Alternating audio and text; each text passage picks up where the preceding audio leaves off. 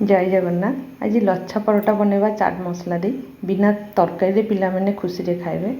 तो चलतु बनैबा। तो मु अटारे बनैछि, आपण माने चाहिले मैदारे भी बनै पारिबे। तो मो रेसिपी जदि आपण मानकु भल लागुछि प्लीज सब्सक्राइब लाइक कमेंट करंतु। तो मु अटारे गोटे चामच तेल लुण टिके देकी ताकू सॉफ्ट गोटे डो बनै देली। तापर ढकेकी अध घंटे रखिदबा। तापर आमे बनैबा पुनी लेची काटिबा। तो रुटी अपेक्षा बड़ बड़ टिके नवा, परोटा टिके बड़ बड़ ही करा जाए। बड़ बड़ नवा तापर पूरा बड़ की टिके पतला की बेली नवा। बेली सारा पर तेल दबा। तापर अध चामच चाट मसला तापर देदेबा। थरे ये बनातु जे बनै ना तापर खाई देखु केमती लगुच।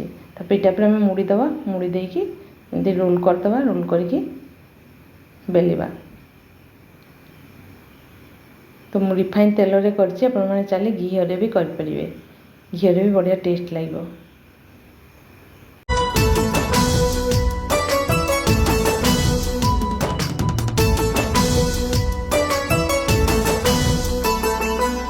हाथ धरिसी चलिबा शिखाए झुंटिबा आगरू निये तोळे